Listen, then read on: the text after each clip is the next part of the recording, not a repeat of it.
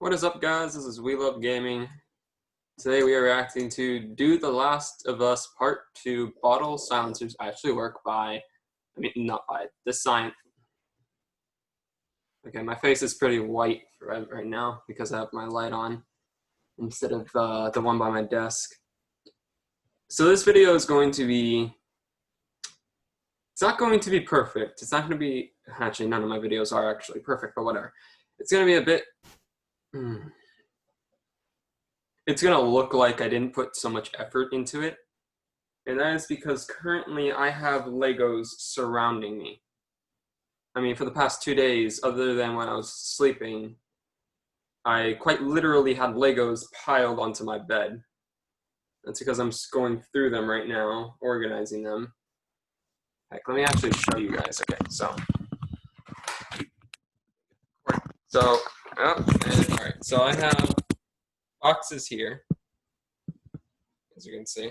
I have some Ninjago, I have a shelf, I have more over there. I have a bunch on my desk, like a bunch of them on my desk. And then farther there behind me, let me get the camera right. Okay, so right there, I'm not good at this. Right there I have a bunch. On the other side of my bed, I have a lot more. Sorry for the shakiness of this. This isn't the best webcam that I'm using. It doesn't matter. So I'm basically making this while I'm quite literally organizing, but I'm gonna do my best for it. Okay, let me see. How are we doing? All right. Everything seems okay. So, let's go. Dear Naughty Dog, hi, it's me, Austin. I really liked The Last of Us 2, which is apparently a controversial thing to say, which, oh well, I liked it. I have never played The Last of Us Part 1 or 2, so I'm gonna be coming into this blind. But then again, Austin does make good content, I know that much. It's not really relevant to this video at all, but I had to get it off my chest. And it might be an important preface before a video where it might seem like I'm being a little nitpicky. I genuinely like this game, and nothing I'm about to say after this point moving forward is gonna change that. With that said, I have to get something off my chest. Soda bottle silencers make no freaking sense. Whew, I feel good. Feel limbered, feel loose, ready to do this, and hey, what is that sound? Is that furious typing? I found you. Someone is down in the comments section already angry about my use of the term silencer to describe these things you put on the tips of firearms in order to make them quieter instead of... There are multiple words for it. Silencer, suppressor. I don't know any others. I know there are multiple, but I don't really know them all. Of the word suppressor. Now, look. Hey, look at me. Look at me. Stop it. The Wikipedia article on this device, it is titled Silencer. The National Firearms Act of 1934 cites silencers along with, kinda hilariously, mufflers, and the original patent filed by Hiram Percy Maxim, the son of the guy who invented the Maxim machine gun, also says silencer on it. Stop it! Stop it with this fake debate that nobody cares about! Silencer, mufflers... We have other things to worry about. Suppressor, all these terms will be used interchangeably here and elsewhere in the video, and you just gotta, get over it, bro. It's okay to let it go. Just let go. It doesn't matter. It really doesn't. None of this matters. Everything he's saying right now, as well as anything that the game theorists and film theorists say, or anyone that talks about games in general, it doesn't really matter in the grand scheme of things. But it sure is fun, isn't it? Anyway, where was I? Oh, right, soda bottle silencers. These are a thing you can craft in The Last of Us 2 and attach to the end of your 9mm pistol in order to render it completely and totally silent, allowing you to shoot enemies with bullets without producing a sound. That's not how silencers work. They don't make it fully quiet. But granted, it wouldn't be very fun in video games if people still heard where you were with a silencer on it. So. At all. The required materials are plastic bottles and cloth. And you know what? I'm actually going to give Naughty Dog some leeway on this. It would be a bit mean of me to single them, of all people, out for having a totally and completely unrealistically quiet. Okay, yes. Yes. That is completely... I love Hitman. I love the game. I love the 2 movies. I have both games. They're honestly pretty fun. But yeah, completely silenced is unrealistic. Silencer in their game when they didn't exactly create the trope of silencers making bullets make either no noise or that little whistly pew pew pew noise from GoldenEye. It would just be like colossally mean to be like, well, thanks to our oh, that's a lot of patrons. Homemade silencers could never completely silence a firearm. Therefore, gotcha, The Last of Us 2. You done goofed. Sincerely, Austin. Because the thing is, silencers, the way they're portrayed in video games and movies and TV shows, too numerous to even begin to start naming here, are themselves complete and total nonsense. And it kind of seems like we like it that way. Which is more fun? A gun that makes zero noise, allowing a super secret spy to do super secret stuff, or a gun that's still very loud and still obviously a gun that brings everyone nearby running to your location to beat you up or arrest you or whatever. Obviously, the first one is more fun, although way less realistic. You see, making a gunshot absolutely silent is frankly impossible unless you're somehow firing it in a vacuum, and that's because the noise comes from not one, not two, but actually 3 separate events, and in order to get into— Okay, so about the vacuum. Would it even really fire? Because okay, I'm not an expert on quite literally anything, but I do know enough about the fact that space is a vacuum, and due to the fact that it's a vacuum, there is no oxygen for the gunpowder. Oh wait, no. I guess it would just need a spark, and maybe like whatever oxygen is inside of the casing of the bullet. I guess I probably just proved myself wrong. Oh well. To why silencing bullets is so difficult and ultimately pick apart these weird plastic contraptions, we really got to talk about the noise and how exactly guns work first.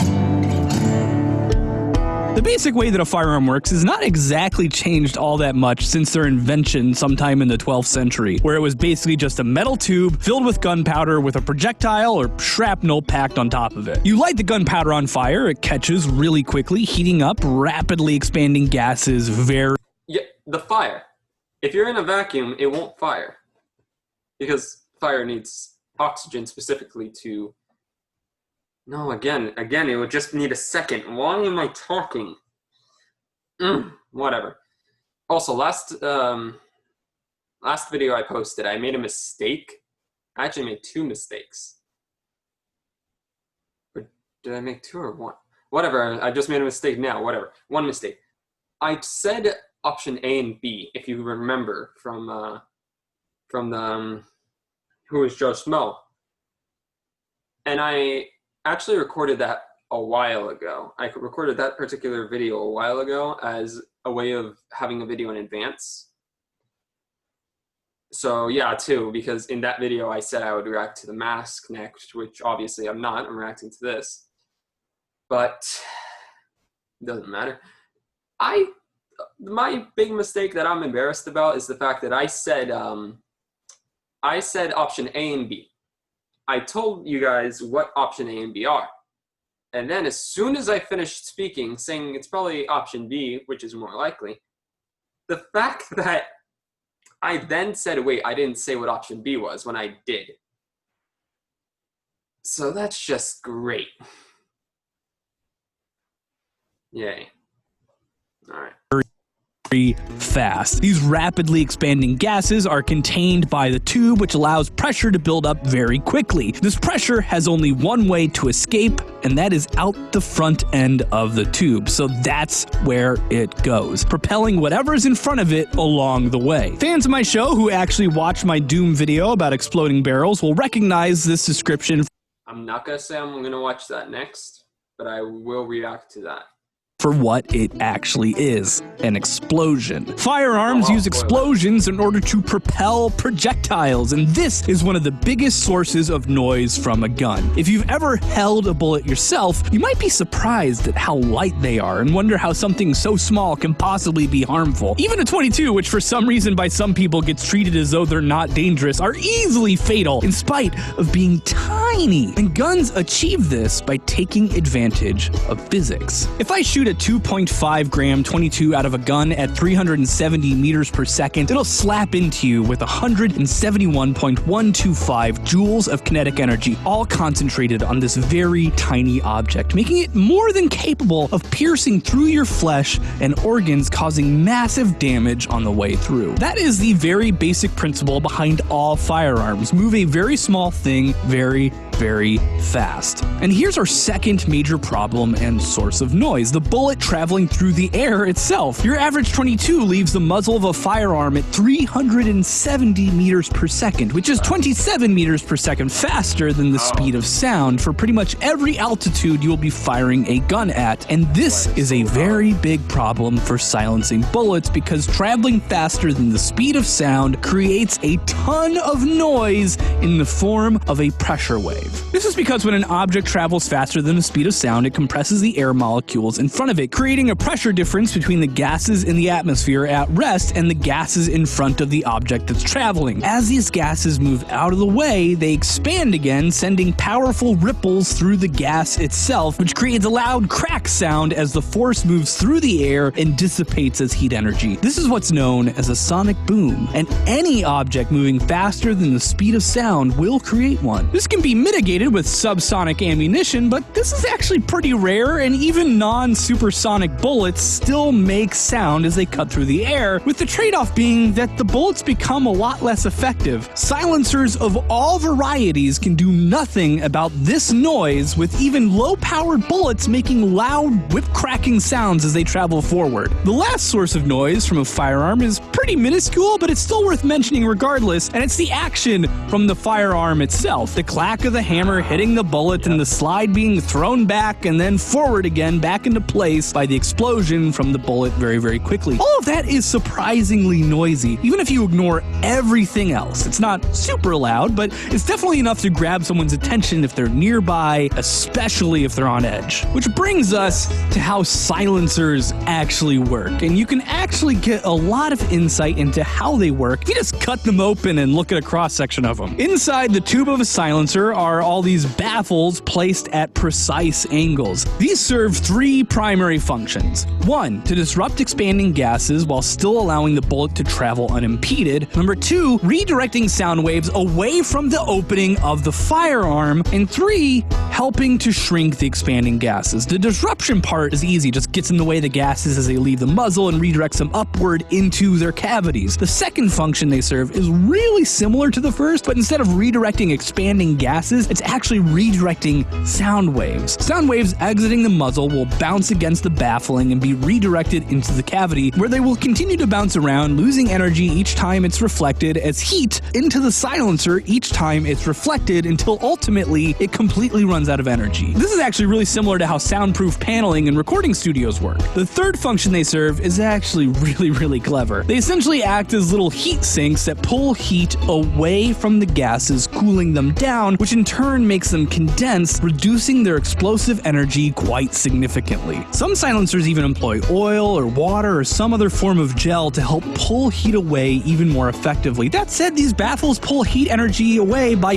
themselves heating up, which is one of the reasons why they can become less effective under sustained fire, and that's essentially it. They reduce the noise from a firearm by basically slapping the gas away from the place it wants to go, out of the gun in this instance, and telling firing it to literally take a chill pill. This alone can almost entirely negate the Chill noise pill, bro. created from the expanding gases, which is quite a lot. In many cases, it can actually make lower-powered firearms quiet enough as to not require hearing protection while firing them at a range. That said, it does absolutely nothing to the sound from the action of the gun itself, nor does it do anything to impede the sonic boom created by the bullet traveling through the air once it's out of the gun. Bullets fired from a gun can reach over 180 decibels of noise from 1 meter away from the source, and silencers can reduce this to under 160 decibels. Sound measured in decibels is actually pretty tricky, as it is a measurement of power that depends upon distance quite a bit, and something that's 160 decibels.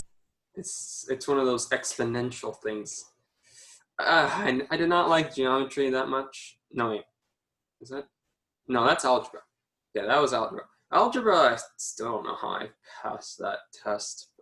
Honestly, I don't even know how I passed the first algebra, like, end of the year test. I don't know how, but whatever. I didn't like algebra at all. And I believe that we went into it in algebra 2 for this. But exponential, I do not like. I like linear. It's nice, it's simple, it's consistent. In a straight line. Predictable.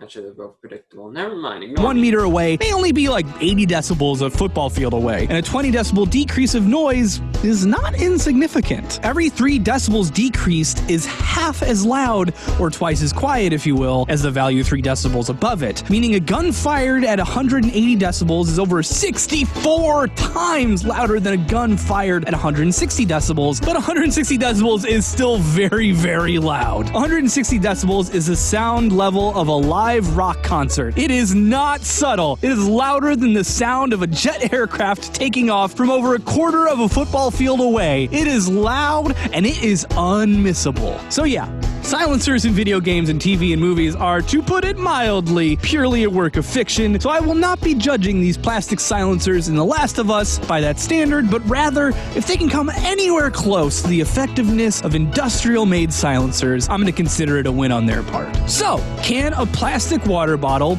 Let's hope it's a win, because as far as I know, every time Austin goes over something, it turns out the thing is a loss. Be just as effective as a real silencer? Well, it's complicated. There are, as far as I'm aware, no official studies on the effectiveness of improvised silencers, and I hate to weigh in on subjects that have almost no scientific research in them. But this is a decent exception because among hunters and firearm enthusiasts, this is one of those things that's kind of like folk knowledge, passed from one person to another by word of mouth via oral tradition, like basket weaving or folk tales. And while getting empirical evidence of their effectiveness is difficult, there's a lot of individual experimentation and demonstrations that are out there, and because of that, I can make some pretty educated assumptions. Survival guides written by a mix of ex-military members, totally normal outdoor survivalists, and doomsday preppers. Totally normal outdoor survivalists.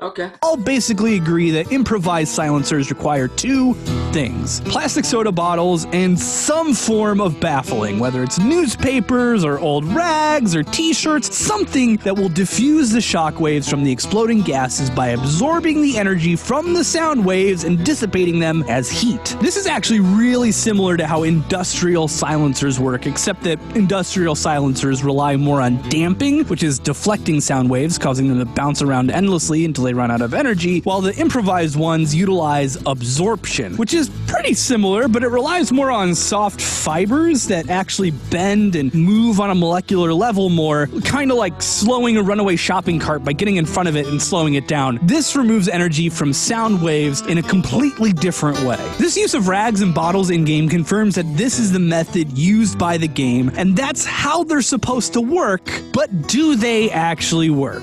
Well, that's tricky. It's really hard to say, to be entirely honest, because technically, the best way to figure it out would be for me to test it myself, but aside from not even having a FOID card, silencers are 100% super duper illegal in my state, which is Illinois, and even in Texas, where my editor and her gun-loving husband, dang old dadgum, has to wait up to 9 dadgum months and pay over dang old $200 Uncle Sam to register a god dang plastic silencer. I tell you what, not worth it. So instead, I watched pretty much every video under the sun testing plastic bottle silencers, and I have arrived at a conclusion with a few caveats. Plastic bottle silencers, if properly made on low-powered firearms, work just as well as manufactured silencers at silencing guns, especially if you're like this crazy guy who actually constructed plastic baffling to mimic how industrial silencers are actually constructed. They can reduce the explosion noise from expanding gases if properly sealed with tape against the barrel and have adequate baffling to about the same level as industry silencers. However, the rounds have to be low powered, and I mean that most of them really struggle even with 9mm rounds. Second of all, they only get one,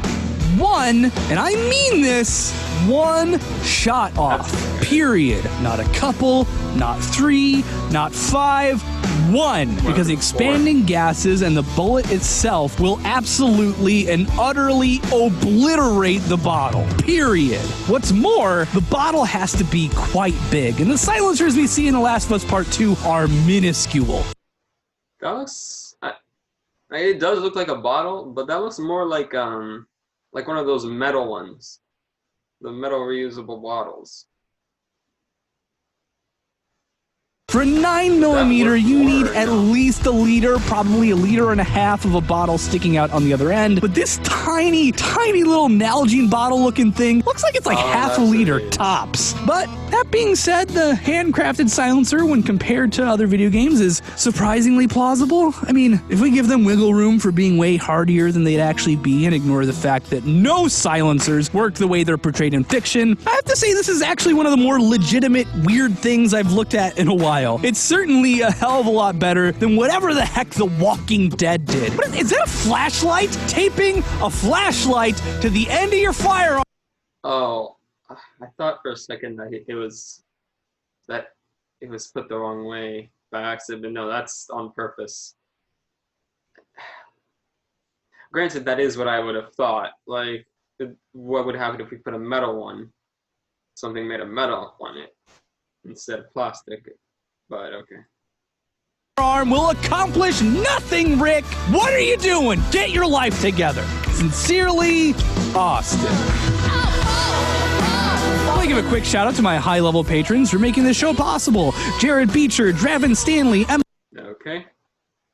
Let's not put people's names on screen.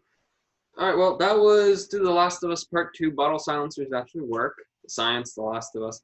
I hope you enjoyed it. Link for the Game Theorist as well as for this video will be in the description. I will see you in the next video. Quite frankly, I have no clue what I'm going to react to next, but if you have a suggestion, please type it in the comments. Please like, subscribe, and I hope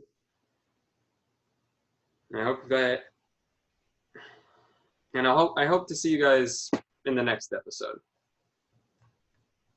or next video. Bye.